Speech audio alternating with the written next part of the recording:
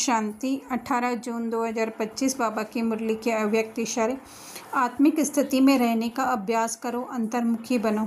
अंतर्मुखी रहने वाले ही हर ज्ञान रत्न की गुह्यता में जा सकते हैं। ज्ञान की हर पॉइंट का राज क्या है और किस समय किस विधि से उसे कार्य में व सेवा में लगाना है, इस तरह से उस पर मनन करते उस राज के रस में चले जाओ तो नशे की अनुभूति कर सकेंगे। अंतर्मुखी अर्थात अपनी बुद्धि का सारा अटेंशन अपने सत्य स्वरूप आत्मा में।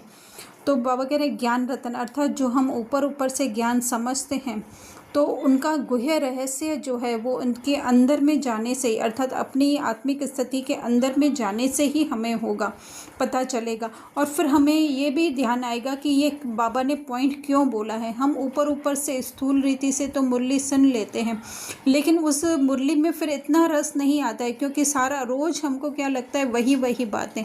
लेकिन बाबा उससे क्या कहना चाहते, क्या उस बात में राज है, तो वो बाबा कह रहे हैं कि वो गहनता में जाने से ही होगा।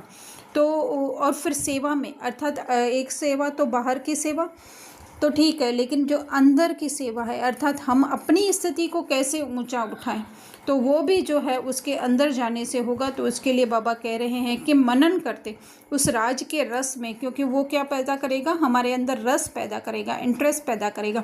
अगर वो रस पैदा नहीं होता है तो फिर बाहर के रस हमें खींचते हैं। इसीलिए बाबा कह रहे हैं मनन करते हुए रस में चले जाओ तो नशे की अनुभूति होगी। अर्थात कि जैसे वो स्थूल नशा होता है तो सब कुछ भुला देता है, तो ये हमारा आंतरिक रूहानी